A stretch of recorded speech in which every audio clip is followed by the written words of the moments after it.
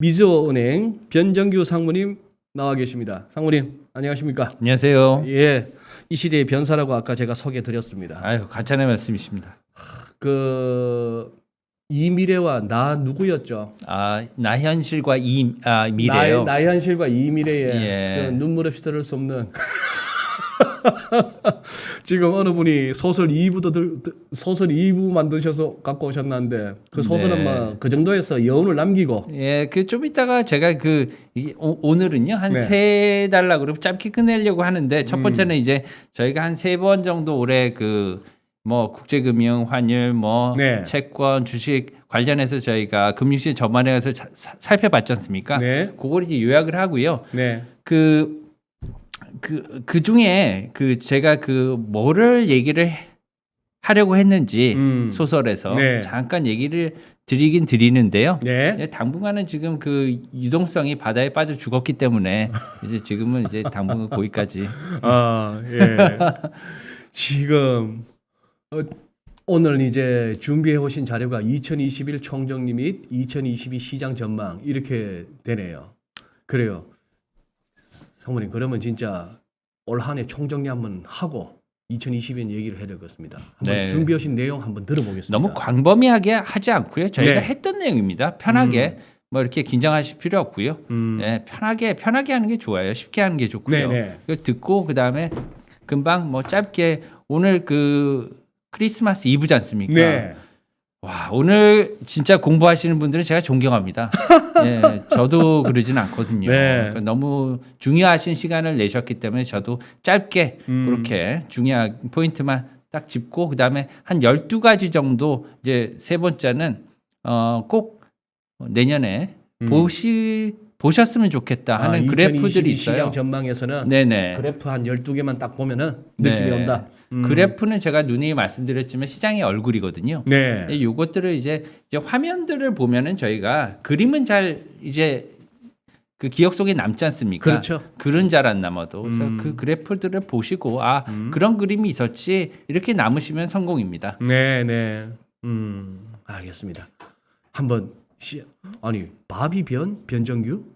그 이제 바비가 제 금융계에서 저를 지칭하는 이름인데요. 뭐 네. 바비 그러고 뭐 저 싫어하시는 분은 뽀삐 그러기도 하는데 그냥 바비라고 주로 불러요. 그래서 쓰다 보니까 그냥 들어갔네요. 저 바비가 여자 이름에도 쓰고 남자 이름에도 쓰는 바비죠. 네. 저기 근데 뭐- 로봇 밥의 이제 밥인데 예. 여자 같으면 바바리 예, 뭐- 바비걸 말씀하시는 거. 바비 인형. 예, 바비 인형. 예. 바비변. 네. 네네. 오히려 정규란 이름을 모르는 분들도 계시겠다. 업계에는. 그러실 수도 있고 뭐 들으시면 아시겠지만 그래도 바비란 이름을 오래 써왔어요. 예, 네. 재밌네요, 진짜. 뭐 편하게 불러주시면 됩니다. 예, 우리 예. 바비 상무님. 네. 예. 이제 첫 번째 이제 한 3개 정도 슬라이드는 제가 이제 보시면은 양적 완화와 초저금리의 유발. 두 그랬죠. 번째는 이제 FOMC 회의 비교.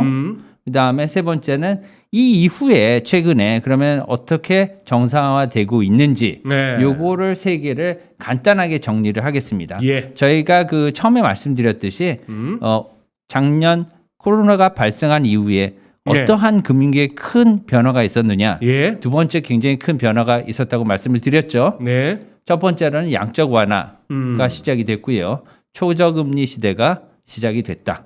예. 아, 예. 그리고 그에 의해서 미국, 유로존, 일본, 한국까지 이렇게 금리를 제로 금리대로 거의 다 내리고요. 그랬죠. 아니면은 우리나라도 굉장히 많이 내렸지 않습니까? 네. 그리고 돈을 많이 풀었지 않습니까? 네. 파월 의장이 연임이 됐지만 사실상은 돈을 너무 많이 풀어가지고 연임됐다고 이렇게 우스갯소리 하시는 분들 계세요. 예, 그것을 이제 담거나 이제 해결하실 분도 파월밖에 없다. 예, 아무도 그걸 갖다 하고 싶어 하지 않으니까요. 결자해제 차원에서. 네, 그래서 그런 뭐 우스갯소리지만 네. 그만큼 심각한 단계에 이르렀다. 이렇게 얘기를 하시면 될 것 같습니다. 예. 지금 PD님 우리 저거 자료실에 올라가 있죠. 변상무님 자료. 네, 좋습니다. 예. 네. 그래서 이제 굉장히 중요한 결정들을 작년 올해 네. 세계 중앙은행들이 많이 했어요. 네. 그래서 여기에서 시사점은 뭐냐? 저희가 이제 그 큰 결정을 했을 때는 그에 따라 어떠한 임팩트가 온다. 그리고 그 임팩트를 갖다가 우리가 팔로우업을 해야 된다. 그렇죠. 추적을 해야 된다 네네. 이 말씀입니다. 그래서 그 다음을 보시면요. 이제 제가 작년부터 누누이 말씀을 드렸지만 이 요즘 시기는 국제금융의 시대입니다. 우리나라 주식만 알아서도 안 되고요. 그렇죠. 우리나라 금리만 알아서도 안 되고요. 우리나라 달러 원 환율만 봐서도 안 됩니다. 국제금융 시대이기 때문에 모든 거를 다 봐야 됩니다. 그렇죠. 미국, 유럽, 맞아요. 그렇죠. 거기에 세계 은행이 있지만 실질적으로 세계를 움직이는 은행은 기축통화를 주관하는 연준입니다. 그 연준의 움직임을 우선 봐야 된다고 말씀을 드렸고요. 네. 그 중에서 점도표가 나오는 네. 4분기의 마지막 달, 음. 그죠? 3, 6, 9, 12월은 굉장히 중요하다고 말씀을 드렸습니다. 그랬죠. 예. 그걸 요약해 놓은 표고요. 저거 하나만 보시면 올해 어떻게 변화했구나. 적어도 이해하실 수가 있을 겁니다. 그래서 보시면은 맨 위에 21년 실질 GDP 성장 예상치가 7.0%는 약간 올라갔죠. 6월 달에. 그걸 제외하고는 계속 지속적으로 하락했습니다. 그죠? 그 밑에 PCE, 개인 소비 지출, 인플레이션입니다. 쉽게 네. 말씀드려서. 네. 반대로 올라갔죠, 이게. 인플레이션은 뭐 일시적이다 1년 내내 그랬는데 계속 올라갔죠. 올라갔죠. 저게 사실은 지금 저거 실제치죠. 아니면은 저 연준의 전망치입니까? 이 PC. PC는 실제치고요. 네. 그다음에 GDP는 예상치입니다. 예상치. 네. 예. 네. 네. 그래서 두 개가 사실은 방향이 반대로 갔어야 좋은데 역방향으로 갔기 때문에 이것이 조기 테이퍼링의 이유가 됐었고요. 네. 그리고 최근에 금리 인상의 압력 요인이 되고 있는 겁니다. 네. 그래서 저희가 이것을 볼 때 앞으로 어떻게 할지를 보라. 네. 그때마다 연준이나 중앙은행의 말을 믿지 말고요. 네. 그걸 보자 이거예요. 왜냐? 중앙은행도 항상 어떤 일을 결정할 때 무엇을 결정할 때 정확하게 다 볼 수는 없습니다. 간과하거나 아니면 네. 오버할 수도 있는 거거든요. 네. 예. 그렇지만 경제 현상은 거짓말을 하지 않습니다. 음. 중요하게 보실 거는 정책 금리 인상 여부예요. 횟수와 네. 22년, 23년을 보시면은요. 자, 3월 달에 2022년에 금리를 인상하겠다는 위원이 할 것이다고 예상하는 위원이 몇 명 안 됐어요. 4명이죠. 12월 달에 보면은요. 저기 1회 1명, 2회 5명 해가지고 18명 전원이 이제는 내년에 금리 인상을 할 것이다. 이렇게 나와 있습니다. 알겠습니다. 잠깐만요. 상무님 잠깐만요. 지금 우리 자료실에 들어가서 우리 변상무님 이 자료를 조금 더 이제 선명하게 보고 싶어서 이제 들어가신 분들이 PDF에 비번이 걸려 있다고 알려드려도 되겠죠? 네네. 예. 4개입니다. 5555 치시면은 PDF 열릴 겁니다. 자료실에서. 네. 예, 계속하시죠. 네. 그래서 중요한 포인트 2개는 저기 2022년 정책 금리 인상에서 보시다시피 12월에 네. 18명 전원이 내년에는 금리 인상을 할 것이라고 예상을 한 겁니다. 두 번째는 그 밑에 숫자들이에요. 네, 1.25에서 1.5 등등등 2.0에서 2.7, 2.25까지 이렇게 쫙 있어요. 네. 그런데 제가 거기 1.0에서 1.25는 안 써놨는데 거기도 두 분이 계시거든요. 그렇죠. 그 말씀은 뭐냐면 네. 2023년 1년 후에는 18명 위원 전원이 미국 정책 금리가 현재는 제로 금리인데 1% 이상에서 결정된다고 생각을 하고 있는 거예요. 그런 거죠. 그런 거죠. 예. 그러면 약 1.5% 이상 오른다는 거예요. 그런 거죠. 네. 네. 네. 그러면은 지금 국제 금융이 어떤 방향으로 가고 있느냐? 일단 여러분들께서는 확 와 닿으실 겁니다. 죄다 이제 금리 인상 쪽으로 다들 방향은 잡힌 거다. 이렇게 네. 봐야 되네요. 네. 그래서 이것을 이해하시고 가면 네. 될 것 같습니다. 예. 항상 이게 중요한 거예요. 그래서 뭐 경제와 금융은 이제 인간이 만들어낸 거잖아요. 그렇기 때문에 자연 현상이 아니기 때문에 네. 그 정책에 따라서 굉장히 크게 좌우가 됩니다. 네. 그래서 저렇게 투명하게 하는 거고요. 그래서 저희가 항상 그 정책 위반자들도 위정자들도 알아야 되는 게 저희들은 중요한 게 뭐냐면은 그 의사는 한 사람의 나쁜 의사는 한 사람의 환자만 나쁘게 하고 죽일 수 있지만 한 사람의 정책 위반자는 여러 명의 국민들을 수천 명, 수만 명의 국민들을 힘들게 할 수 있잖아요. 맞는 말씀입니다. 예. 예. 그래서 정말로 정책 위반 시에는 이렇게 숙고 또 숙고해도 이렇게 지나치지 않다고 봅니다. 여럿 잡죠. 예. 잘못하면은. 네. 예.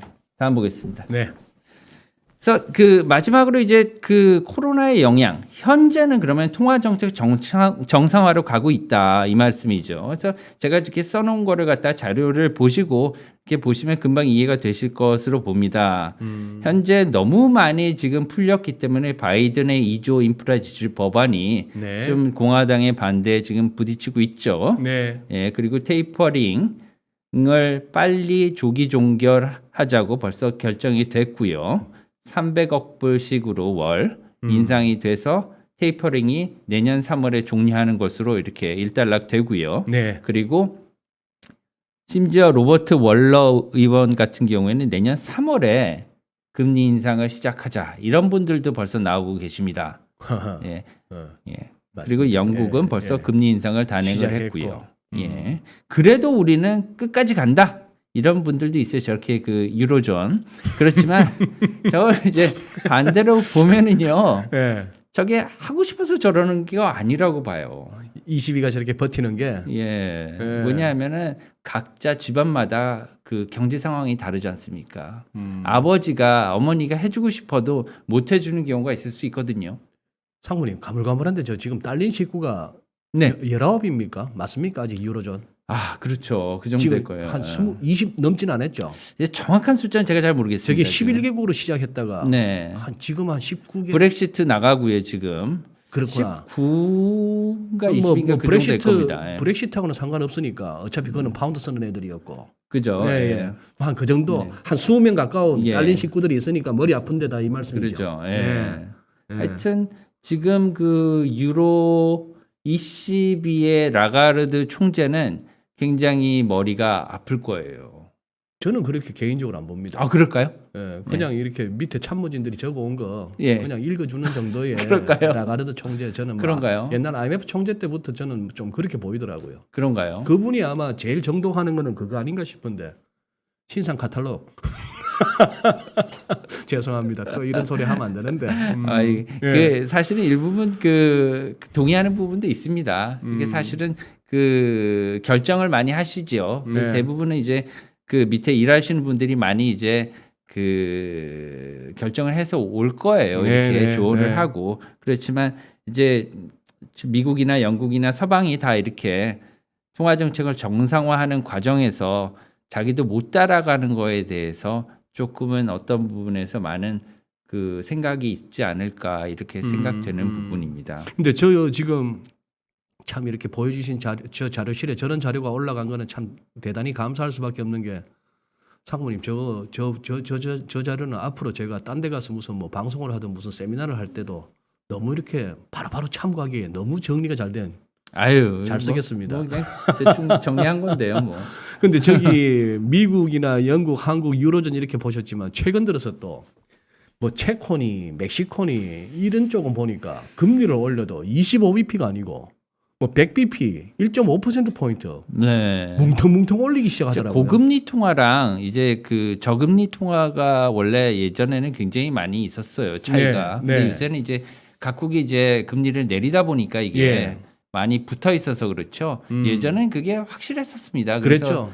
이제 그걸 갖다가 이제 뭐 통상 캐리 트레이드라고 그러죠. 그래서 저금리 통화 빌려서 예, 고금리로 맞습니다. 가는 거. 예, 그래서 예전에 그 와타나베 부인이라고 네. 우리나라에는 뭐 서학개미가 있지만 그분들이 이제 환테크를 하신 거죠. 네. 예, 그 호주 달러를 매입하고 롱을 하는 거죠. 일본 돈 빌리는 데는 거의 이자 안 들고 그죠. 그걸로 이자 많이 주는 호주 달러 그쵸. 아니면 브라질 예, 뭐, 그래서 두 개를 바꾸는 거예요. 음, 예, 이자 없는 통화를 버리고 음. 이자 높은 통화를 갖다 사는 거죠. 그러니까 애는 약해지고 호주 달러는 강해지고. 네. 그리고 이제 그 호주 달러의 변동성에 이제 리스크에 노출이 되는 거죠. 그렇죠. 예, 예. 네, 그렇게 한 건데요. 음. 하여튼 지금은 이제 이렇게 돼 있어서 앞으로는 어떻게 될 것인가 요걸 보기 전에 네. 이제 올해 저희가 그 공부한 것들을 약간 복습을 하고 넘어가도록 하겠습니다. 그러시죠. 네. 왜냐하면은 미리 앞을 진단하는 것도 중요하지만 뭐 그 항상 과거는 미래의 얼굴이지 않습니까? 네. 이것들을 저희가 확실하게 넘어가야지 복습이 중요하거든요. 맞습니다. 그래서 예습전에 간단한- 복습이죠. 네, 복습을 한번 하고 넘어가시면은 또 더 단단하게 다지실 수 있을 것 같아가지고 제가 말씀한 뭐 그때 제가 얘기한 게 또 틀렸을 수도 있어요. 지금 와서 아, 그 사람 왜 이런 얘기를 했지? 그렇지만 그것도 체크하는 것도 좋을 것 같고요. 그럼요. 한번 체크해 보시죠. 제가 네, 말한 네. 게 맞는지. 네. 8월 20일 날에 저희가 그 테이퍼링이 촉발한 달러발 통화 가치 재조정이라고 이런 그 제목이었지 않습니까? 여기서 이제 저희가 그 달러 강세가 이제 지속될 거다. 그리고 중앙은행보다는 행간을 읽어라. 테이퍼링은 조기 금리 인상하고 같은 의미다. 저희는 이렇게 얘기를 네. 했고요. 사실 상무님께서 저런 얘기를 했다 지난 여름에도 뭐 한국경제TV라든지 이런 데 나오셔서 하셨고 우리 네. 저희 주간 전망대에 나오셔도 말씀하셨는데 네. 그때는 그 말씀이 굉장히 우리 일반 시청자분들이나 시장에서 당장 수긍되기가 힘든 분위기였어요. 아, 굉장히 힘들었어요. 제가 저 말을 네. 처음에 한 게요. 네. 1월 달에 한경에서 그 말을 했습니다. 그 말씀 테이퍼링이 올 가을에는 시작될 것이다. 결정이 될 것이다. 이렇게 얘기를 했었는데 연초에 그 말씀을 하셨으니 네. 그때는 뭐 저 사람은 뉴스도 안 보냐 내지는 뭐 FMC도 안 보냐 그런 소리도 들으셨겠네요. 뭐 그렇죠. 근데 뭐 그거는 이제 상관이 없고요. 그걸 이제 그 논리가 맞아야 돼요. 그러니까, 제가 예. 이게 그 시기를 갖다 제가 점쟁이도 아니고 모르지 않습니까? 그렇지만 네. 어느 정도의 왜 그렇게 됐는지를 보는 게 중요한 것 같아요. 저희가 그때 그걸 본 거는 뭐냐면은 인플레이션을 봤고요. 네. 유동성을 봤지 않습니까? 네. 그것은 이제 앞으로 어떻게 될 수밖에 없다는 그 논리 하에서 이렇게 된 거거든요. 네. 그리고 저희 한국 기업 상황을 그때 또 봤었습니다. 8월 한국 기업 20일에. 상황. 예. 그때 저희 기업별로 주요 4대 기업들을 다 봤죠. 음. 그래서 회복 그 상황을 갖다가 체크를 했었고요. 그리고 그때 당시에 반도체 섹터 전망도 했었습니다. 이제 뭐 그 사람들이 그 메모리 반도체에 대해서 침체기 얘기를 많이 했었잖아요. 네. 그렇지만 저희 입장에서 저는 이제 이 회사의 그 전망치를 많이 그 참고를 했었는데요. 그 당시에 이제 메모리 같은 경우에는 이제 계속 성장하는 걸로 이렇게 저희 말씀을 드렸는데 다행히 이것도 계속 가고 있는 걸로 생각이 됩니다. 예.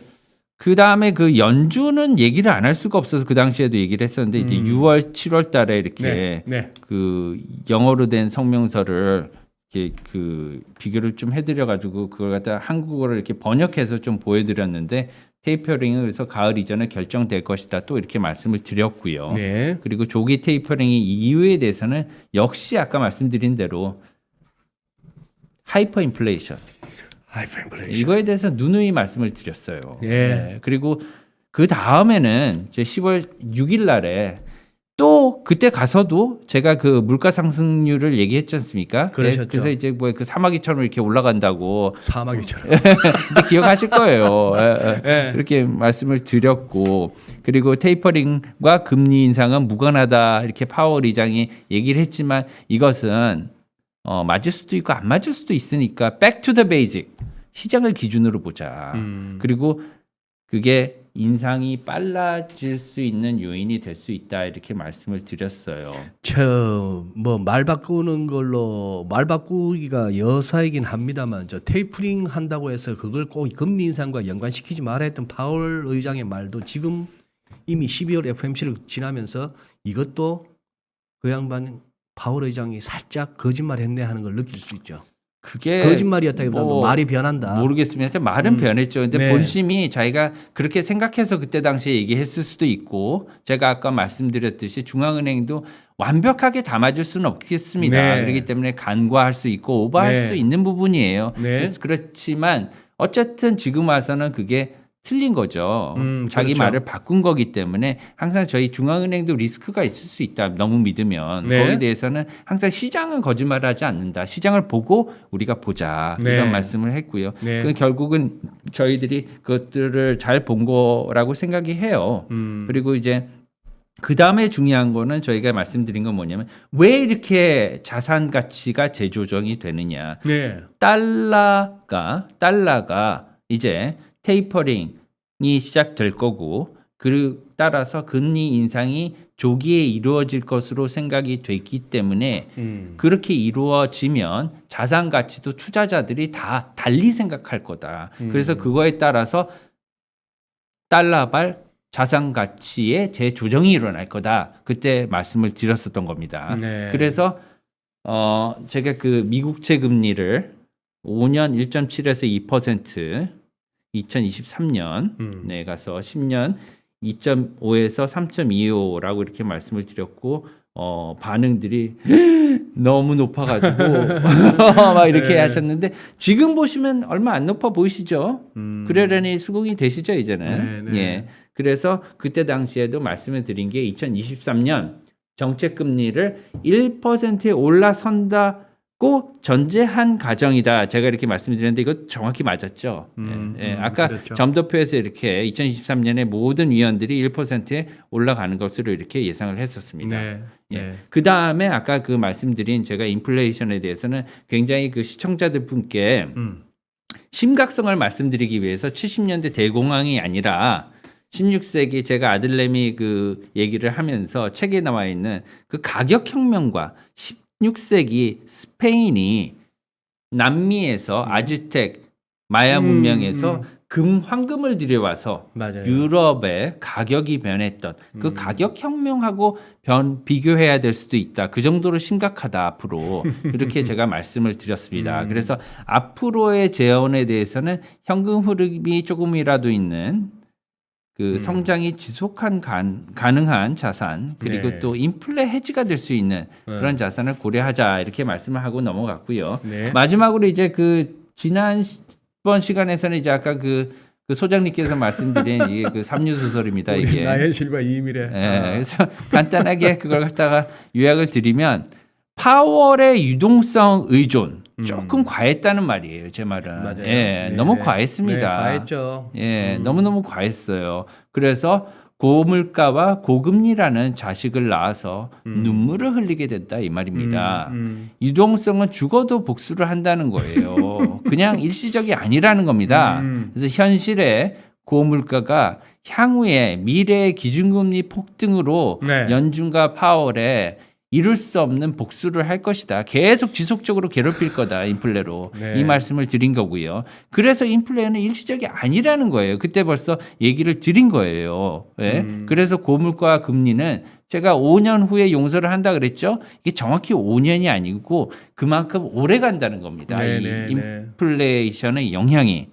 예, 그런 겁니다. 그래서 금리 인상에 있어서는 그 세컨드 세션에 말씀드린 게 BOK 금리 인상은 저희가 시기적으로는 8월은 했었고요. 11월에 할 것이다. 그때 다 그렇게 예상을 했었으니까 네. 그건 어려운 게 아니었고요. 예. 1월 달에도 할 것이다. 이렇게 예상을 했었습니다. 그래서 앞으로 1월 달에도 할 것 같아요. 네. 뭐 저에게는 변함이 없고요. 그리고 폭에 있어서는 2022년 여름에 한 1.5에서 1.7% 수준을 보일 수 있을 거다. 이렇게 생각을 한 거는 네. 사실은 기준을 삼은 게 있습니다. 그건 뭐냐면 페드의 금리 인상이 밑에 보듯이 내년으로 2022년으로 빨라질 것으로 예상을 했었어요. 그때 그래서 이걸 갖다가 BOK가 1.5에서 1.75% 수준이 될 거다 예상을 했었고요. 인플레마 환율에 있어서는 누누이 말씀을 많이 드렸지만 이거를 제가 다른 것들은 이제 뭐 사마귀 뭐 이런 것들을 이해하실 거고 맨 마지막에 제가 하나 그 강조해서 말씀드린 게 코로나와 리만 사태의 차이점에 대해서 제가 말씀을 드렸을 네. 거예요. 네, 네. 요거는 굉장히 좀 약간 조금 조금 어려우실 수도 있지만 요거는 꼭 알아주셨으면 좋겠다 제가. 왜냐하면은 다른 데서 뭐 얘기가 안 나오는 얘기긴 하지만 코로나는 모기지 사태로 일어났다. 아니 리만 리만 사태는 모기지로 모기 일어났다. 때문에? 그렇죠. 왜냐하면은 집으로 인해서 시작됐지 않습니까? 네, 네. 그래서 신용의 문제로 시작이 됐어요. 크레딧 크런치로. 그럼요. 맞죠? 그래서 네. 신용 문제를 갖다가 없애고 난 다음에 해결이 됐었던 겁니다. 네. 이제 코로나는 다른 거죠. 처음에 신용으로 생겨난 게 아니고, 그죠? 네.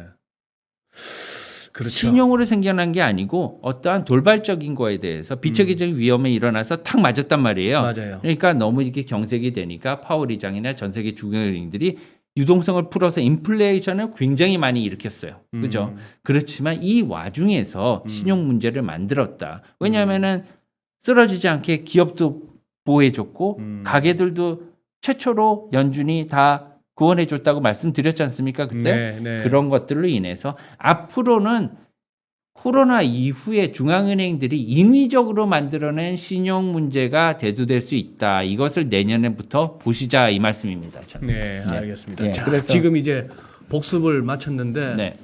야, 지금 다시 봐도 저 소설 연준이 우리 시청자 여러분께서 이미 다 뭐 그거 하셨고 혹시나도 저 소설 연준이 저게 뭔 얘기지? 나현실 이미래가 뭐야? 하시는 분들 우리 연합 인포맥스 뭐 아니면 주간 전망대 들어가셔서 보시면은 쭉 가시다 보면 한 11월 5일 무렵에 우리 변정규 상무님의 또 변정규 상무님 부분만 이렇게 별도로 이렇게 편집해서 올라간 것도 있습니다. 저는 저거 그때는 연애 소설인 줄 알고 들었는데 네. 지금 다시 보니까 저거 공포 소설입니다. 그런가요? 무서워요. 눈물을 흘리게 되고 죽어도 복수를 하고 5년 동안은 연준을 용서치 않을 것이고 네. 좌우지간 싸질러 놓은 게 너무 어마무시한 거라서 거기다가 지금 2022년까지 달러 환율이 상승세가 이어질 전망이다 하시니까 이래 되면 또 지금 저희들 일부에서 여태 얘기했던 또 대부분 지금 얘기하는 내년도 지수 상고 하저의 이 부분도 또 흔들리게 되는 말씀인데 저것도 차츰 드려야 되겠고. 네. 예, 상무님 잠깐만요. 안내 말씀 좀 드리겠습니다. 네네. 지금 우리 아까 일부에서 우리 저 2022 빅인사이트 책 증정 이벤트에 너무 많은 분들이 이렇게 호응을 해 주셔 가지고 지금 이 방송 중에는 우리 PD님들이 그 뭐 정리가 안 되고 있습니다. 그래서 방송 끝나고 그 스트리밍 다시 이렇게 확인한 다음에 우리 커뮤니티에 올리실 거니까 또 그게 아니더라도 다음 주에 또 발표해 드릴 테니까 예, 그 부분은 그렇게 이해해 주십시오. 너무 많은 분들이 하셨으니까 저희들이 체크해 봐야 되겠습니다. 아무래도 선착순으로 끊을 수밖에 없는 그런 것 같습니다. 네. 자, 그러면 이제 궁금합니다. 12개의 그래프를 보면 내년 장세에 대한 예습이 된다고 하셨는데 한번 들어볼까요, 상무님? 그렇죠. 이제 제가 뭐 저기 뭐 바비 친구들 이렇게 써놨는데요. 저희 뭐 여러 번 봤으니까 친구 같아서 이제 써놨는데요. 뭐 예. 예전에 뭐 모 방송국에서 한 번 보면 뭐 친한 친구 이렇게 뭐 로고도 나왔지 않습니까? 네. 네. 편하게 이렇게 친구 같이 저희 뭐 아니 커피 상무님 한잔 하면서 상무님 사실 좀 이렇게 어려워 보이시는데 지난번에 이 연준이 소설 이게 나현실과 이미래 이후로 네. 많은 분들이 상무님하고 이제 좀 친근감을 느끼시게 됐어요. 아 그래요? 예. 그 전에는 좀 친해지기 어려운 스타일이었나요? 좀 까칠해 보이시니까. 아 제가 이제 그 속편은 쓸 필요가 없을 것 같습니다. 왜냐하면 네. 실제 상황에서 이 속편들이 너무나 많이 나올 거예요. 현실에서. 네, 이 부작용들이 네, 그 사실은 굉장히 이야기거리지 않습니까? 그런 음. 것들이 뭐 속편으로 너무너무 많이 나올 거라서 이제 너무나 실제가 너무 드라마틱하게 재밌으실 겁니다. 아니면 지금부터 살아가는 우리 살아가고 시장에서 부대끼는 이 자체가 소설입니다. 그러니까요. 네, 계속되는 그 속편이죠. 네, 저희가 이미래입니다. 미래에 사는 우리가 이미래. 이미래죠. 이미래죠. 예. 예. 첫 그래프가 뭐 저렇게 또 사마귀처럼 부쩍 올랐습니까? 진짜 사마귀가 이게 뭡니까? 당랑금법 하겠다고 절벽이죠, 절벽. 뭐 수레 앞에서 막 까부는 모습인데. 예. 절벽이 떨어지는 절벽이 아니고 올라가는 절벽입니다. 저 암벽으로 올라가야 되는구나. 예, 올라갑니다. 쭉 올라갔죠, 지금. PPI네. 예. 생산자 물가 지수입니다. 아이고.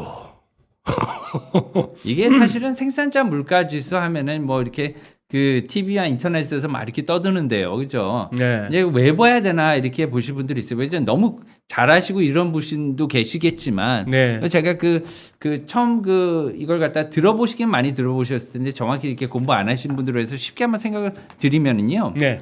이제 뭐 CPI 소비자 물가 지수만 봐도 머리 아픈데 이걸 뭘 봐야 되냐? 왜 봐야 되냐? 보시면 각 기업들이 있잖아요. 다른 기업들이나 소비자들한테 물건을 제공하지 않습니까? 그죠? 이제 완제품인 경우도 많지만 이게 부산물이나 반제품이나 중간재인 경우가 훨씬 많습니다. 예, 예. 그다음 물건도 있지만 사람의 용역도 있는 거죠. 서비스입니다. 그죠? 그렇죠. 사람의 노력. 그죠? 그렇죠. 재화와 용역이죠. 예. 이렇게 각 기업들이 이렇게 공급하는 모든 물건, 재화, 서비스, 용역 이것들의 가격 변화가 얼마나 많이 변했는지 이것들을 하나의 지수로 만든 것들이 이게 생산자 물가 지수입니다. 그래서 네. 우리나라 같은 경우에는 뭐 한 900개 이상 너무 많으니까 그 중에서 이렇게 가중치를 둬서 중요한 네. 것들만 해서 이렇게 하는데요. 왜 이게 중요하냐 보면은 이 생산자 물가 지수는요. 소비자 물가 지수를 알려주는 이 선행 지표 같은 역할을 네. 합니다. 예, 미래의 소비자 물가 지수를 미리 알려주는 그런 예언 기능을 하고 있기 때문에 이걸 보셔야 되는 거예요. 이게 많이 올라간다 보면 나중에 CPI 많이 올라가겠네 이렇게 단순하게 생각하시면 됩니다. 모든 거 다 잊어버리시고요. 지금 PPI, 미국 PPI입니다. 미국 지금. PPI입니다. 이 네. 그래프는요. 예. 미국 PPI가 13.35% 올라간 거예요. 네. 그죠? 전년 대비. 네. 밑에 빨간색을 보시면 한국 PPI 11월 생산자 물가지수 상승률도 거의 10% 가깝습니다. 9.6%. 네. 지금 남의 얘기가 아니에요. 네. 그래서 밑에는 읽어보시면 제가 이제 자꾸만 너무 공부스러워서 얘기 잘 안 할래요. 한번 한국 11월 PPI 전년 동월 대비 9.6%. 그래서 사람들이 자꾸 저한테 뭐 이렇게 공포감을 주느냐, 뭐 이렇게 너무 뭐 베어리시한 거 아니냐. 전 사실 그렇진 않거든요. 왜냐하면 제가 이제 코로나 처음 터졌을 때는 사람들 보고 주식하고 그 다음에 부동산하고 집하고 사라고 제가 계속 그랬어요. 그래서 제 주위에 주식 산 분들도 많고요. 특히나 네. 집을 사셔가 저한테 고마워하신 분들도 계세요. 전 집사라고 얘기를 많이 안 하거든요. 아. 왜냐하면 그건 이제 굉장히 큰 결정이기 때문에 얘기 안 하는데 이건 안 사면 안 된대. 왜냐? 그때 유동성이에요. 인플레. 제가 왜냐하면 거기에 대해서 그때 당시에 제가 제 고객들한테 아니면 저 친한 분들한테 이것들을 강연을 하고 하면서 제가 인플레이션이나 유동성에 대해서 누누이 말씀을 드렸거든요. 왜냐하면 지금 푸는 돈은 이제까지 본 적이 없는 돈이다. 그래서 지금 여러분이 갖고 있는 돈 10,000원짜리는 가격이 달라진다. 왜냐? 달러가 달라졌기 때문에. 달러가 달라졌기 때문에. 네. 발권국인 달러. 아직까지는 인정을 해야 됩니다. 달러가 기축통화예요, 세계. 네. 다음 가겠습니다. 이제 다음을 보시면은요, 저희가 이제 요거를 하나 넣어놨는데 자주 보시지 않았을 거예요. 이게 뭐냐면 농식료품은 얼마나 올랐느냐. 근데 유엔 농식료품이면 저 유엔에서 산출하는 건가요? 네네. 예. 아이고 농식료품은 아까 PPI보다 더 심각하네. 뭐야 저 숫자가? 이게 사실은 이게 숫자가 예, 지수니까. 예, 지수예요. 100에서 130. 예, 맞습니다. 순식간에 30%? 지금 많이 올랐죠. 와. 1년에 뭐 한 15% 정도씩 이렇게 오른 셈인데요. 네. 이게 농식료품 가격 지수가 이제 뭐 고기, 미트, 뭐 유제품들, 곡물 뭐 이런 것들 해가지고 이걸 갖다가 가중치를 둬서요. 네. 좀 비싼 것들은 좀 많이 가중치를 두고 네. 이렇게 해서 한 건데 지금 10년 내에 가장 크게 올랐습니다. 그죠? 이제 많이 봐야 될 것 같아요. 그래서 저게 지금 이제 저것들로 이제 부자가 되신 분들도 계시겠지만 저것들을 우리가 대부분은 저걸 이용해서 부자가 되지 않고 저것들을 먹고 우리가 소비를 해야 되지 않습니까? 그렇죠. 그러니까 그게 되게 심각한 거예요. 그래서 딴 거는 예를 들어서 안 쓰고 예. 안 사고 예. 견디겠는데 저거는 먹어야 되는 거니까. 네, 필수품입니다. 그래서 써놓은 거예요. 그래서 아까 제가 말씀드린 생산자 물가지수, 지금 여기서 본 농식료품 지수, 네. 이거는 미래에 CPI, 소비자 물가지수가 어떻게 될지 보여주는 선행지표의 역할을 할 수 있다고 제가 생각하기 때문에 두 개를 보여드리는 거예요. 네. 예, 제가 예언자 입장은 되지는 못하지만 이것들을 보여줄 수 있는 보여드릴 수 있는 기능을 제가 할 수 있는 거죠. 예, 그래서 이걸 예. 보시고 시청자분들이 이런 상황을 예상을 하시면은 아마 도움이 되실 걸로 제가 이렇게 생각을 합니다. 다음 이제 보시면은요. 이 그래프는 제가 한번 보여드렸나요 옛날에? 미국채 수익률 장단기. 그냥 이런 게 있다 이렇게 한번 그냥 보시면 돼요. 이제 수익률 곡선이라는 거는 뭐 일드 커브라고도 하죠. 네. 이거는 이제 금리는 장기 금리가 확실히 높아요 원래. 단기보다 높아야죠. 그죠. 1년 빌려주는 것보다 2년짜리가 리스크가 위험이 더 크니까요. 그죠. 네.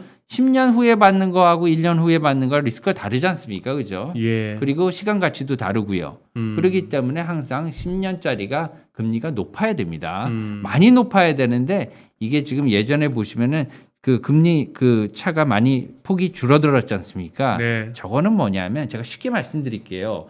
저걸 이제 평타나 플래트닝 이렇게 말을 드리는데 왜 제가 그걸 얘기 드리느냐? 이거는 뭐냐면 맨 밑에 보시면 이러한 금리 커브는요. 스태그플레이션 주로 경기가 안 좋을 때 전조적으로 나타나요. 그랬죠. 예. 예. 그래서 이걸 보여드리는 거고요. 이걸 설명을 드리면 이 의미는 뭐냐면 자 10년 5년 이거는 사실은 투자를 위해서 장기물들은 필요한 채권들입니다. 네. 예. 투자를 하려 그러면은 이 돈을 빌려야 되는 거죠. 네. 그렇죠? 돈을 빌리는데 돈을 빌려 쓸 때가 있어야 되잖아요. 네. 그럼 거기에 대해서 수익률을 많이 낼 수 있으면 금리가 올라가요. 음. 다들 쓰려고 하니까 빌려서. 그렇지만 차라리 이제 예금하고 위험해. 지금 이거 굴려도 그만큼 수익이 안 나올 것 같아. 이렇게 약간 경기 전망이 조금 어두우면 금리가 떨어지는 경향이 있습니다. 왜냐면 안 쓰니까 그죠? 이런 거예요. 그렇지만 단기 금리는 이게 어차피 금리가 인상이 되니까 올라갈 수밖에 없는 거예요. 이건 투자용이 아니기 때문에 쓰긴 써야 되고 금리가 올라가도 쓸 수밖에 없는 상황인 거죠. 네. 예. 그래서 이렇게 붙었다. 그런데 이게 어떠한 의미를 주느냐. 그렇지만 내년에도 계속 이렇게 간다는 건 아닙니다. 내년에는 이 금리 곡선이 바뀐다는 거예요. 내년에는 이게 바뀐다는 거예요. 그래서 이 금리 곡선들이 나중에 어떻게 바뀔지는 제가 뒤에 또 말씀을 드릴게요. 네.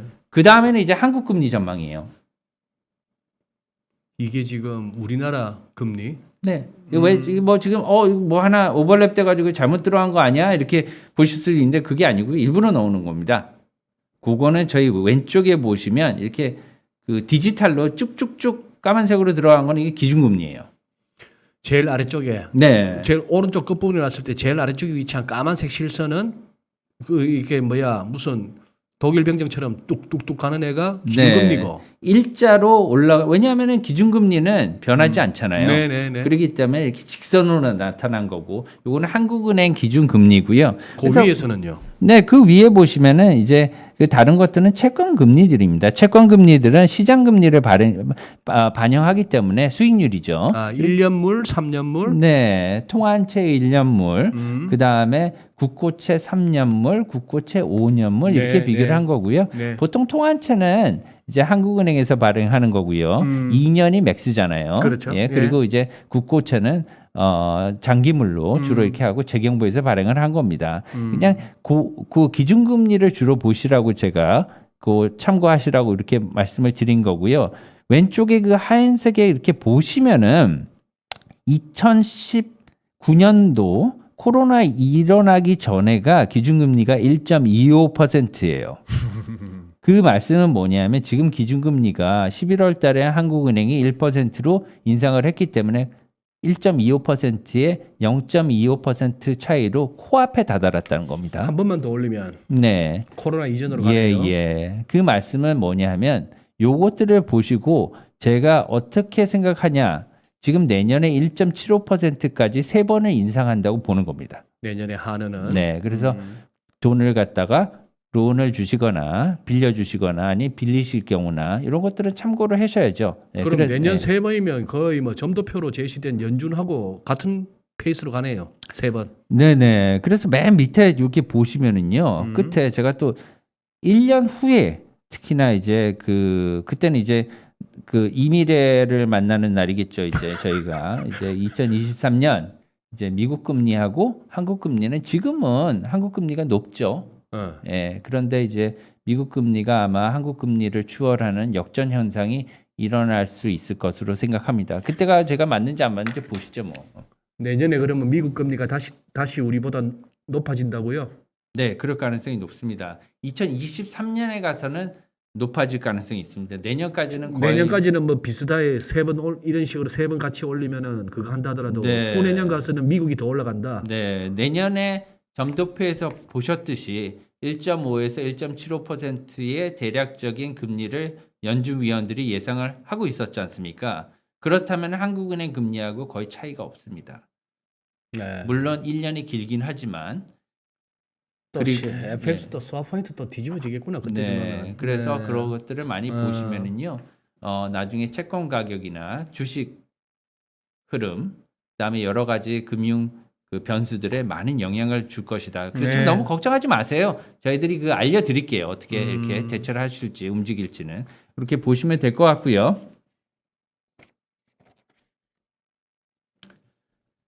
그 다음에는 이제 향후 금리 전망입니다. 그래서 아까 제가 말씀드린 게 이제 이거예요.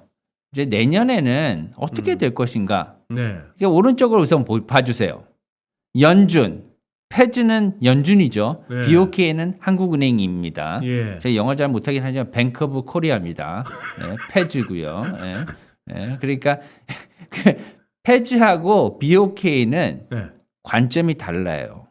금리 인상에 대해서 보는 관점이 내년에서 제가 보는 중요한 점은 뭐냐면 연준은 언제 올리느냐가 그게 관건이다. 더 중요합니다. 한국은행은 몇 번 올리느냐가 아하. 관건이에요. 제가 보는 관점은 그래요. 그래서 저희 그 시청자분들께서도 이걸 갖다 중요하게 봐주십사 하고 제가 저렇게 빨간색으로 넣어놨습니다.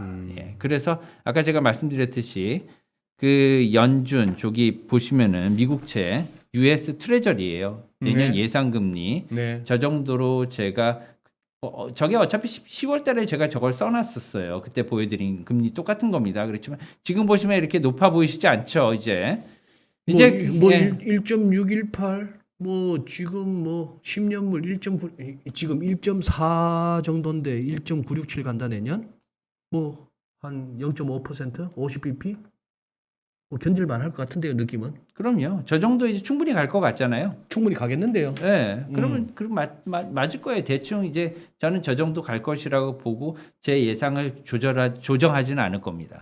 예, 그래서 저 정도 가는 거가 왜냐하면 저희 그 전제 조건들이 가정들이 그때 다 맞았었기 때문에 크게 무리는 없으실 거예요. 네. 예, 기준금리 그 한국은행도 마찬가지고요. 그 다음에 보시면은 이제 이런 표들로 제가 다 만들어놨기 때문에 그림이에요, 그림. 예, 그림책들은 보기 편해요. 저도 어려운 말 할 줄은 모릅니다. 그러니까 그냥 그림으로 그냥 보고요. 그냥 이렇게 한 사진 찍듯이 한번 찍어 놓으시면 아 옛날에 그 밥이란 친구가 나와서 그런 얘기를 했지. 아 내가 그때 그거 저기 받았는데 그렇다더라. 이해된다. 그러면은 성공하신 겁니다. 오늘. 그 다음은 이제 뭐냐? 이 와중에도 바이든의 부양책은 계속 진행 중이다 이 말이에요. 저건 뭐냐면 영향을 주는 게 미국의 재정 적자에 영향을 준다는 겁니다. 예. 계속 저 아래쪽으로 짝대기가 더 커지겠는데요. 네, 계속 커질 겁니다. 오른쪽에 지금 계속 늘어나는 걸 보이시죠? 예, 보이시고 오른쪽에 보시면 뭐 미국 가족 플랜 저 1.8조 저거 아직 안 됐잖아요. 지금 이제 네네. 저런 것들이 이제 앞으로 풀린다는 거예요. 지금 4.28조 정도가 일부는 지금 집행이 됐고요. 아직 많은 부분은 아직 집행이 안 된 상태입니다. 지금 조금만 여기서 상무님 한번 정리해 보시죠. 오른쪽에 저 바이돈의 통 큰 돈 풀기 정책, 돈에다가 방점을 찍으니까 느낌이 확 오네요. 근데 저기서 총액이 4조 2,800억 달러인데 네. 지금 저기에 지금 빌드백 배터인가 저거는 지금 안 들어갔나요? 그게 저게 다 들어가 있는 다 겁니다. 들어가 있는 거죠? 예, 그게 다 나눠서 들어가 있는 거예요. 나눠서 들어가 있는데. 나눠서 들어가 있는 거. 저게 다 일부분이 하도 그 항목별로 많기 때문에 예. 어떤 게 풀렸고 어떤 게 안 풀렸다 얘기할 수가 없습니다. 일부는 풀렸고요. 예. 그 지금 집행 안 된 게 훨씬 많습니다. 저게. 예. 그래 저 표를 갖다가 이 슬라이드에서 이렇게 인식하면 되겠네요. 어쨌거나 의회 통과 여부가 좀 불확실하고 네. 저 규모대로 다 될지는 불분명하지만 어쨌거나 바이돈은 지금 4조 2,800억 달러 정도는 더 풀고 싶다 앞으로. 예, 한 4조 이상을 더 풀고 4조 달러 이상 더 풀고 싶다. 네, 그렇게 생각하시면 되고 지금 얼마나 풀렸느냐 사실 집계하는 데마다 조금씩 다 틀리긴 하는데요. 연준과 미국 정부에서 현재 코로나 이후에 추가로 집행한 풀린 유동성이 한 6.5조 달러 정도로 봅니다. 코로나 이후에 풀린 게. 예, 6.5조 달러 정도로 보시면 이게 어느 정도로 감을 잡으시면 되냐면요. 항상 뭐 GDP하고 많이 비교를 하시잖아요. 네. 미국 연간 GDP가 한 20조 조금 넘습니다. 20조 달러? 예, 20조 달러 좀 넘습니다. 그러니까 한 3분의 1 정도 되는 거죠. 거기 네. 저거까지 다 합하면은 미국에 있던 돈의 반 이상이 더 늘어나는 거예요. 네. 예, 그러면은 이해가 충분히 되실 겁니다. 그래서 제가 아까 가격 혁명 얘기를 드린 거고요. 제 기억이 그거 하다면은 2008년 금융위기 오기 전에 제가 그때 뭐 자료 만들고 할 때 소위 말하는 그 보는 통화가 리만 사태 발발 전에 뭐 한 8,600억 달러, 뭐 8,700억 달러, 어쨌거나 1조 달러가 안 됐거든요. 맞습니다. 그러다가 지금 그러고 나서 리만 사태 터지고 금융위기 오고 나서 쭉 덮은 게 4조 달러. M2 말씀하시는 예, 거죠? QE 하면서 예. QE 하면서 이제 아니요 저 연준 자료에 나오는 보는 통화, 아, 보는 통화요? 보는 통화 그렇게 해서 는 게 한 4조 달러. 네. 그러고 나서 지금 또 코로나 하고 나서 한 5조 가까이 더 는 걸로 기억하거든요. 네. 예, 그러니 금융위기 이후에 2008년부터 한 2018년이고 10여 년 동안에 4조 달러를 프로젝트했던 미국이 코로나 미국만 따졌을 때 코로나 그거 보고 또 4조 이상을 푼 거단 말이죠. 2년도 안 되는 4월에 뭐 네. 어디 미국만 풀었습니까? 22는 뭐 중국인 민은행은 BOJ는 이래 따지면 진짜 돈의 홍수인데 그러면 이 슬라이드에서 상무님께서 우리에게 주시고자 하는 인사이트는 저렇게 많이 추가로 풀려고 하니까 이 와중에서도 제가 그래서 이 와중에서도라고 쓴 이 겁니다. 와중에도 예. 그래서 왼쪽 밑을 보시면은요. 왼쪽 아래 그래서 조맨친 의원이 요새 많이 나오잖아요. 네. 바이든 대통령을 막아서는 거예요. 공화당하고. 네. 이게 통과될지 안 할지 정치적인 결정이겠지만 그 정도로 미국 의회 내에서도 여러 가지 설왕설래가 있다. 그리고 여러 가지 의견이 있다는 거예요. 이게 미국에 도움이 될지 해가 될지 세계 경제에 독이 될지 아닐지가 불분명하다는 겁니다. 근데 분명한 건 뭐냐면 이것이 통과가 되고 유동성이 더 많아지잖아요. 그리고 내년에 저희가 그 금리 인상이 되지 않습니까? 네. 금리 인상 시에 가장 분명한 건 뭐냐면 미국의 재정 적자가 쭉 늘어납니다. 아까 그 소장님께서 말씀하신 바와 같이 저게 이제 그 막대 그래프가 쭉 내려올 거예요. 네.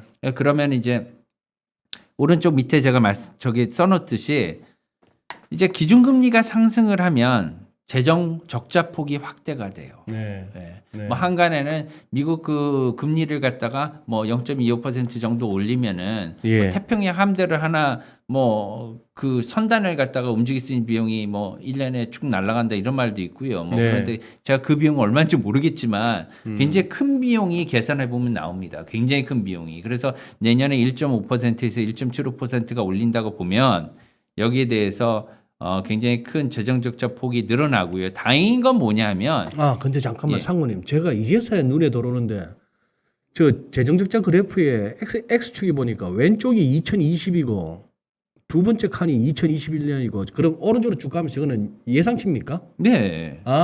예상치. 예, 왜냐하면 지금 이제 앞으로 그만큼 지출을 더 해야 되는 거가 늘어나는 거죠, 이제 지금. 그런데 2022년 내년에 가서 재정적자가 2021년 대비 저렇게 확 준다고요? 예, 지금은 주는 걸로 나와 있습니다. 그런데 지금 그런데 아까 바이돈의 통큰 돈 풀기 정책이 실행된다면 저거는 쭉 커진다. 네네. 그 말씀. 네네네. 네. 지금 가장 큰 문제점 중에 하나가 뭐냐면요.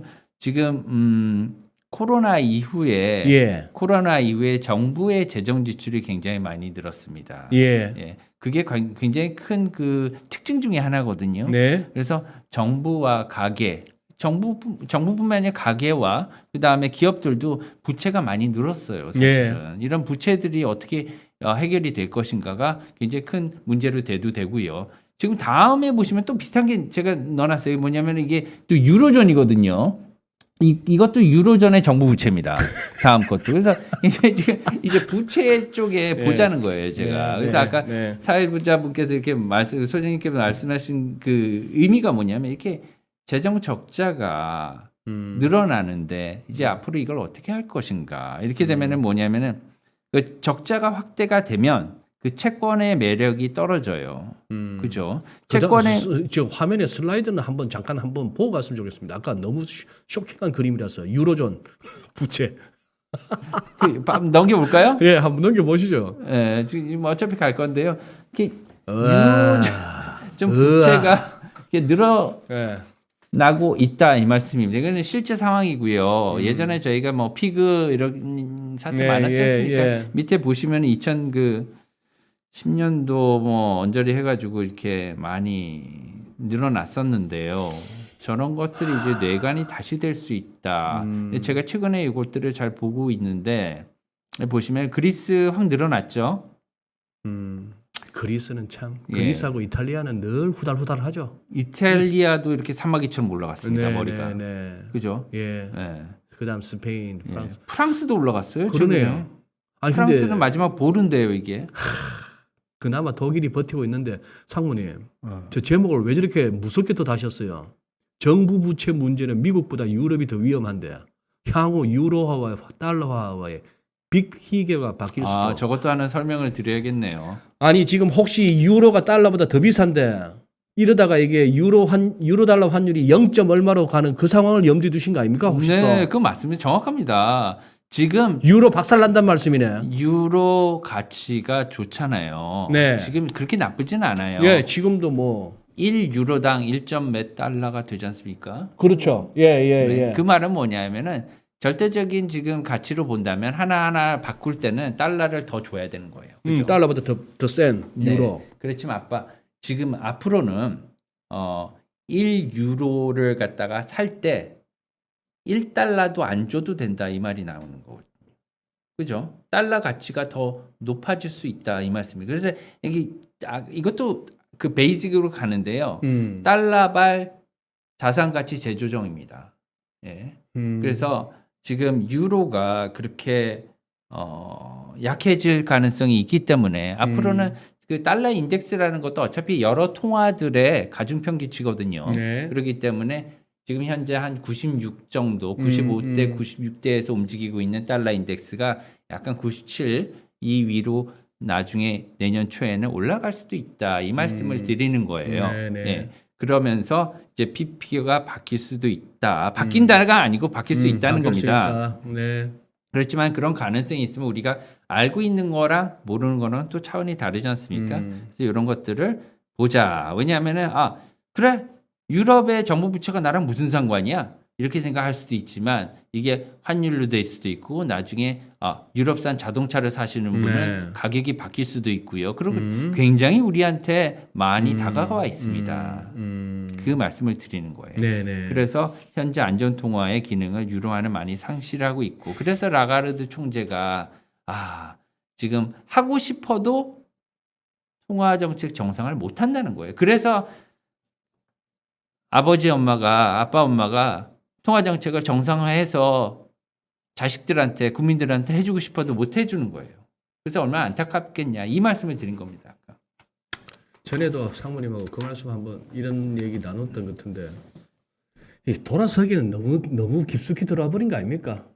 이 뭐가 있는지도 모르는 이 빡빡한 숲 속으로 네. 너무 깊이 와가지고 이제 돌아가기도 그렇고 뭐가 있을지도 모르겠고 절벽이 있을지 괴물이 나올지도 모르지만 왔던 길 계속 가는 거 말고는 방법이 없는 거 아닙니까 얘들? 글쎄요. 이제 뭐 기본적으로 그 경제 펀더멘털이 좋아져야 되는데요. 그러니까요.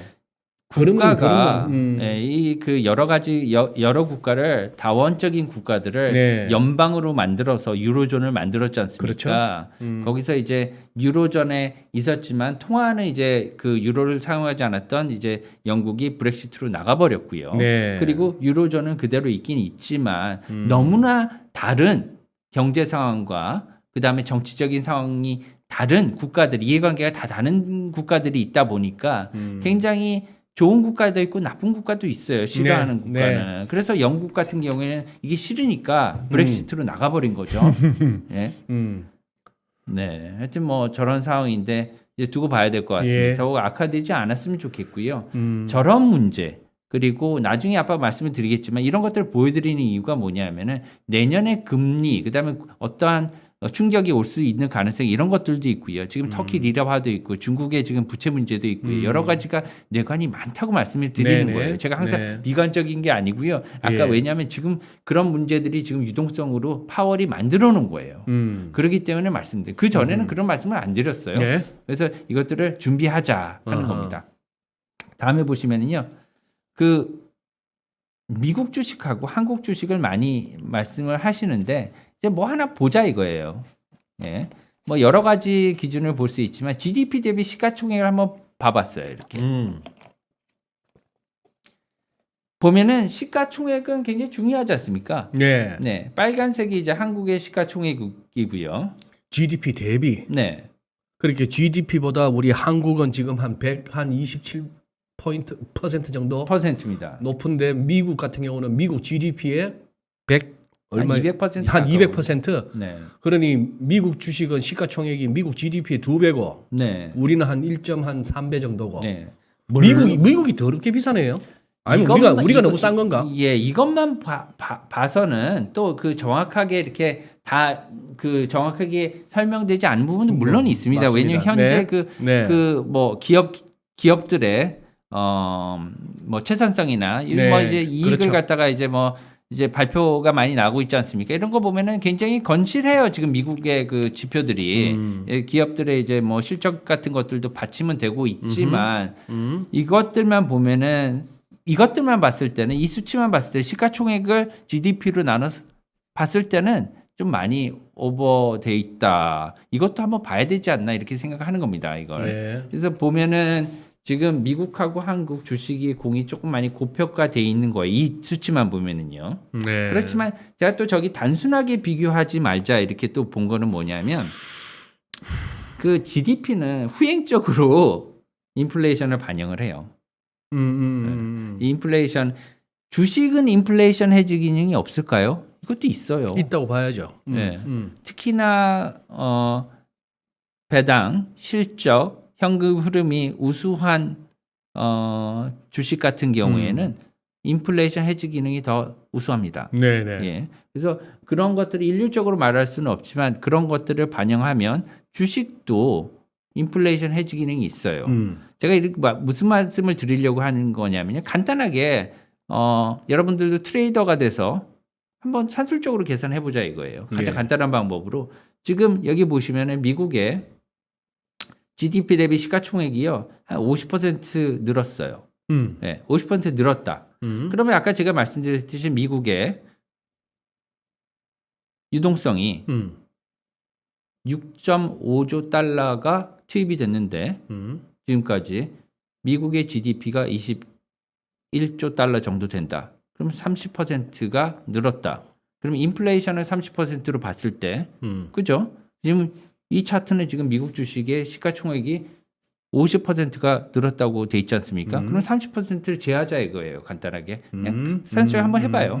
그럼 20%가 남죠. 20%에서 그러면 아까 제가 말씀드렸듯이 달러 가치가 늘어난다고 말씀을 드렸잖아요. 네. 네, 달러가 그러면 다른 거 대비 한 10% 늘었다고 봅니다. 그 10% 늘었으면 40%가 올랐죠. 아직도 10% 남네. 네, 10%가 남았다. 그럼 내년에 만약에 조정이 오면 한 10%는 조정이 될 수 있겠구나. 이렇게 볼 수도 있다는 겁니다. 무슨 느낌인지, 무슨 네. 말씀인지 알겠네. 네. 되게 쉽게 간단하게 하지만 이렇게도 여러 가지 주판을 두드릴 때 여러 가지로 해봐야 되는데 이것도한 번을 생각해 볼 수 있다는 거죠. 네. 다음 보겠습니다. 야, 12개를 다 보내 이 와중에. 그러게요. 그래서 여기까지 봤었죠. 그다음 9번입니다. 9번. 이거는 이제 산테렐리잖아요. 오늘 그 뭐 일부에서 얘기했던 산타는 매년 왔었다. 예, 산타는 매년 왔었죠. 이거는 좀 산테렐리는 보통 그 주가가 올라가는 것을 말합니다. 네. 그죠? 네. 근데 저는 조금 다르게 이것을 해석해서 보여드리고 있는 거예요. 왜 다르냐면 이거는 이게 무슨 차트를 보여드리는 거냐면 지금 그 10년간 미국 주식의 총 거래량입니다. 미국 주식 총 거래량입니다. 가격이 아니에요. 거래량입니다. 지금 제가 저기 오른쪽에 보시면 테이프 A, 타이프 아니냐, 잘못 쓴 거 아니냐? 아닙니다. 테이프 A 주식이라고 있습니다. 그건 어디에 상장했느냐를 기준으로 미국 주식은 저렇게 분류를 합니다. 그래서 테이프 A는 뉴욕 스톡 익스체인지, 뉴욕 주식시장, 저게 메인이죠, 미국에. 상장되어 있는 주식을 일컫고요. 테이프 A가. 예, 테이프 A가요. 타입이 아니고 타입이 테이프. 아니라 테이프입니다. 테이프. 이게 어디서 거래되느냐의 차이가 아니고요. 어디에 상장을 했느냐. 지금 예를 들면은 보통 이제 아멕스 시장이라고도 하죠. 이게 아멕스. 뭐 요새는 이제 NYSE 아메리칸이라고도 얘기를 하지만 이제 여기서 그 상장된 주식이 NYSE에서도 거래가 될 수 있습니다. 거래됩니다. 예. 그렇지만 그걸 갖다가 더블로 이걸 그 계산하면 안 되니까 테이프 A, 테이프 B, 테이프 C로 나눕니다. 저거를 거래량을. 테이프 C는 나스닥 상장 주식이에요. 기술주들이죠. 테이프 B가? 네. 테이프 C가요. 테이프 C는 C가. 나스닥 상장 주식이고요. 테이프 B는 보통 이제 스몰캡 주식들이에요, 주로. 러셀 2000? 뭐 그런 거기에 뭐 있는 그쪽에 주식들이 있는? 많이 있습니다. 그래서 이제 스몰캡들이 많은 주식도 있지만 대부분은 이제 스몰캡 주식이고요. 아멕스 같은 경우에는 100% 온라인으로 거래만 됩니다. 저희가. 네, 네. 그렇기 때문에 같은 맨하탄에 있기는 있지만 그래서 A, B, C를 중요한 걸 합하면은요. 네. 미국의 주식 총 거래량이 나타납니다. 뭐 ETF 이런 것도 다 포함이 됩니다. 네네. 네. 그래서 산타랠리라는 거는 왜 제가 주식의 가격이 올라지도 않았는데 왜 저 친구는 저 사람은 산타랠리라고 표현을 하느냐. 결국에 가격을 갖다가 움직이는 거는요. 거래량이 굉장히 크게 작용을 합니다. 네. 그래서 왜 이게 가격이 올랐느냐를 보려면 거래량을 보시는 게 맞아요. 그렇기 때문에 제가 거래량을 보여드린 거예요. 저 거래량을 보고 동그라미가 뭐냐 이렇게 많이 나타났어요. 빨간색 동그라미. 그죠? 예. 하나, 둘, 셋, 넷, 다섯, 여섯, 일곱, 여덟, 아홉, 열, 11개나 있잖아요. 10년 동안에 11개 동그라미 다 있어요. 이렇게 촌농처럼. 촌농인지 뭐 콧물같이인지 뭐 죄송하죠. 이렇게 쭉쭉 떨어지잖아요. 빗물같이. 예. 이건 뭐냐면 연말에 거래량이 쭉 떨어졌다는 겁니다. 뭐, 다 예, 떨어졌죠. 다 지금? 떨어져. 연말에는 뭐 큰 손들은 다 뭐 휴가가 있고. 네, 예, 그렇죠. 예, 예. 그래서 이게 계속적인 학습 효과로 그래 왔기 때문에 항상 네. 거래량이 떨어졌었기 때문에 그리고 반대로 그 다음에는 다 리커버리 해가지고 다시 반등을 했기 때문에 그랬거니 투자자들은 이렇게 학습 효과가 돼 있습니다. 그렇기 때문에 계속 저래 왔던 거예요. 그래서 저희 생각에는 산타는 항상 왔었고요. 그래서 연말에. 어떤 측면에서는 소위 말하는 1월 효과도 어지간하면 있었던 거 아닙니까? 당연히 있어요. 산타랠리라는 건 원래는요 크리스마스 때 오는 게 아니고요 연말부터 연초까지를 얘기하는 그러니까 겁니다. 그걸 크리스마스 이후를 얘기하는 맞습니다. 거죠. 네. 이후입니다. 사후를 네, 얘기하는 네, 거예요. 네, 그렇기 때문에 여기서 말씀을 드리고 싶은 건 내년에도 산타랠리는 와요. 이제 매년. 옵니다. 그렇지만 그게 크지는 않을 거라는 거죠. 왜냐하면 지금 프로핏 테이킹을 다 했었지 않습니까? 10월부터 미국에서 네. 해오고 있어요. 기관들도 해오고 있고요. 대충 뭐 헤지펀드나 기관들은 팔고 개인들은 계속해서 그걸 사왔다라고 지금 어느 정도 미국도 수급 동향이 그런 걸로 아는데. 네, 맞습니다. 정확합니다. 근데 우리 한국은 지금 최근 들어서는 개인들은 막 는덜이 난다면서 팔고 있고 조금 예. 뭐 그런 차이가 있는데 예. 미국은 어쨌거나 기관들은 팔고 개인이 사는 그런 예. 분위기. 근데 사람들은 또 이렇게 그 거래량이 줄거나 가격이 떨어지거나 하면 또 반대 매수를 하는 또 심리가 있어요. 그래서 사람들이 올해 이제 넌덜머니가 난다 이제 다 던지든 내년에 다시 한번 시작해 보자 이런 마음으로 다시 또 들어가는 또 거예요. 들어가는 거죠. 그래서 네. 많이 올라가는 겁니다. 거래량이. 그래서 제가 말씀드리고 싶은 거는 가격을 보기 전에 거래량부터 우선 보자. 네네. 미국도 마찬가지라는 거예요. 그래서 그렇지만 내년에는 우려는 상존하고 있다. 그래서 산타랠리의 그 정도는 상대적으로 약할 것이다 이렇게 보는 그럼 뭐 겁니다. 산타랠리가 오느냐 마느냐 하는 그거는 뭐 별 의미가 없는 그거 예측이고 오는데 어느 정도 세게 가주느냐. 그런데 네. 상무님 보시기에는 그렇게 뭐 예년 대비 많이 갈 것 같지는 않다. 네, 그렇지만 올해도 오긴 여전히 온다. 저렇게 예전과 같이 거래량이 떨어져 있는 상태입니다. 미국 네. 주식을 다 합했을 때. 네. 예. 요건 이제 아까 러셀 지수 말씀하셨잖아요. 네. 러셀 지수입니다. 러셀 지수가 특히 많이 떨어졌어요. 저 최근에. 빨간색인가요? 예, 빨간색 선? 빨간색입니다. 그래서 큰 것에 가려서 작은 것을 못 보는 우를 이렇게 범하지 말자. 그런 차원에서 한 번만 보시고 넘어가시면 될 것 같아요. 예. 뭐 S&P 500이 사상 최고치를 경신했네 이러고 있지만 중소형주 중심의 러셀 2000 같은 경우는 저렇게 꼬로박고 있는 중이다. 네. 알겠습니다. 예, 예. 중소형 주식은 상대적으로 안 좋은 거죠. 지금 벌써 이제 하향세를 그리고 있는 거예요. 네네네. 그렇기 때문에 이 영향이 대형주에도 갈 수도 있는 상황이거든요. 그래서 네. 그런 것들을 한번 보자 이런 차원이고요.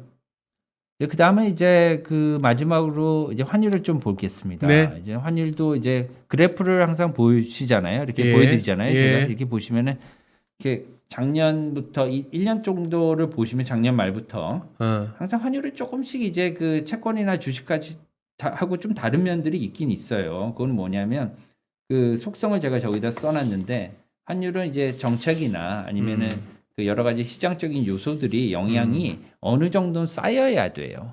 쌓이고 난 다음에 확 움직이는 예, 그런 속성을 파악을 하고 난 다음에 다지고 가는 속성이 다지고 있습니다. 가는. 예. 그래서 저번에도 그 소장님께서 여쭤보셨을 때 1200 돌파합니까 안 합니까 그렇게 여쭤보셨을 때 제가 답변을 쉽게 안 했던 이유는 뭐냐 하면 그때까지는 아직 그 탐색기였기 때문에 무르익는 이런 시기예요. 그 박스권 안에 있지 않습니까? 지금 10월 이후부터는 계속. 어쨌거나 지금 저 그래프를 갖다가 띄워놓고 말씀을 드리고 싶은 거는 저기서 처음 빨갛게 저거 천 3월 이후 한 6월까지 저장세. 네.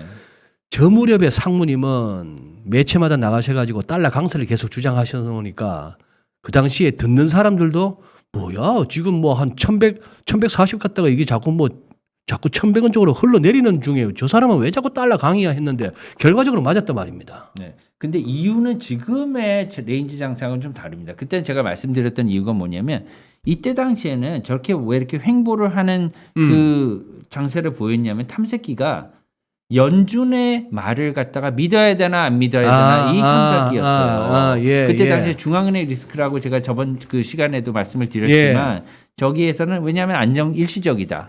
예. 테이퍼링과 금리 인상은 별개다. 이런 식으로 계속 그리고 저 당시에는 그런 얘기도 한 적이 없어요. 계속 일시적이고 안 할 거다. 테이퍼링 뭐 생각 안 하고 있다 이랬지 않습니까? 그랬을 때입니다. 그러다가 갑자기 7월 들어가지고 바꿨지 않습니까? 스탠스를. 6월 FMC에서 점도표가 달라졌고 7월 FMC 성명서에 한 줄 기억납니다. 예. 소위 말하는 substantial further 맞습니다. progress가 달성됐다. 예. 그래가지고 이제 속았다. 그래서 그 다음부터 7월 달부터 계속 오른 거예요. 이제 그러고 어느 보니 정도- 진짜 그 7월 성명서 진짜 컸다 그 한 줄.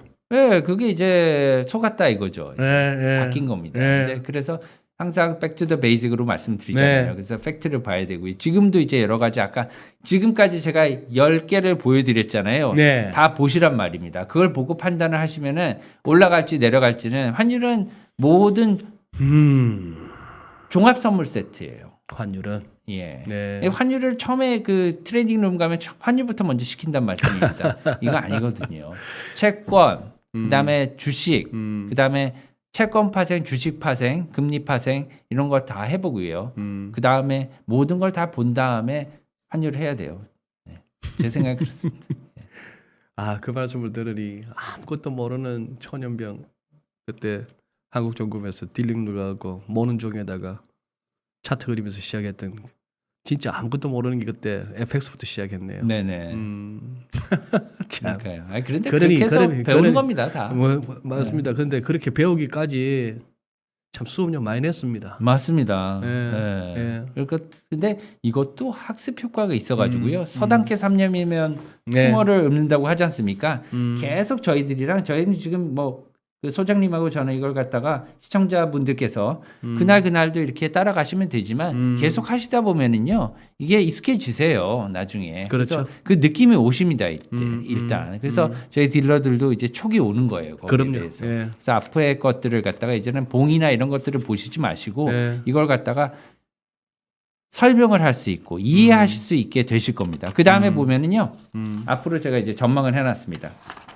이제는 내년에는 올라간다고 제가 해놨죠. 달러 환율 올라간다. 네, 이제 소폭 상승을 한다는 전망입니다. 아까 제가 유로화 지금 흰색이 달러 인덱스고 파란색이 달러 환율이네요. 네. 달러 인덱스 하지만 뭐 별거 아닙니다. 6개 그 메이저 통화, 메이저 뭐 통화고. 유로, 파운드 이런 것들 다 네. 중치해 놓은 건데요. 네. 그거 뭐 환율도 항상 두 개를 비교하는 거기 때문에 이렇게 그 예상을 하고 있고 내년에는 바로 내년 2022년 1월 되면 1,200으로 올라간다 이 말씀은 아닙니다. 그게 아니고 내년에 연준이 금리 인상하고 그다음에 유로존의 테이퍼링이 아직 이루어지지 않고 여러 가지 그 문제가 악화되고 거기에 더불어서 부채 문제가 생겨나고요. 그다음에 중국이나 아니면은 리라화가 계속 악화되고 사태가 그리고 다른 나라들은 금리 인상을 제대로 하고 있고요. 이러면은 이렇게 된다는 예. 예. 그렇습니다. 이렇게 일목요연하게 이렇게 보여주셨고 마지막 12번째 슬라이드에서 이제 상무님 하시고 싶은 말씀을 하셨지만 자, 우리 시청자 여러분 또 올 한 해 이렇게 지나고 보니 변정규 상무님 말씀이 지나고 보니 다 맞았더라. 거기에 또 앞으로 그러면 앞으로도 맞을 것이다. 또 너무 그렇게 생각하셔도 안 됩니다. 맞죠? 상무님? 그럼요. 네. 제가 그 항상 저도 틀린 것들을 복습을 해야 되기 네, 때문에 네. 매번 복습을 해드릴 거예요. 그러니까요. 아유, 알겠습니다. 10시 전에는 오늘은 진짜 2부고 해서 10시 전에 끝내겠다고 상무님하고 같이 시작해놓고 죄송합니다. 벌써 10시 12분. 죄송해요. 아직까지도 2,200명 넘는 분이 함께 하고 계십니다. 빨리 케이크 커팅 하십시오. 예, 상무님 그래요. 올 한 해 저희 이렇게 인포맥스 많이 또 주간 전망대 도와주셔서 감사하고 내년에도 또 자주 괴롭히겠습니다.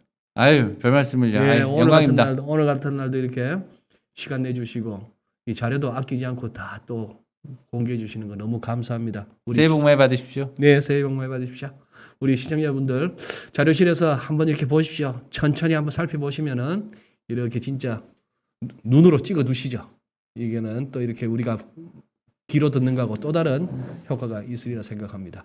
오늘도 긴 시간 함께해 주신 시청자 여러분 감사드리고 다음 주 목요일 날 주간 전망대 연말 특집 31일은 장이 안 서는 날이고 해서 30일 날 애초에 목요일 순서에 앞당겨서 또 톰과제리 이승조 대표님과 또 찾아뵙겠습니다. 아마 6시에 시작하는 걸로 저는 알고 있습니다. 다음 주 또 찾아뵙겠습니다. 상무님 감사합니다. 메리 크리스마스 자, 해피 메리 크리스마스 뉴이어입니다. 해피 뉴이어입니다. 네, 고맙습니다.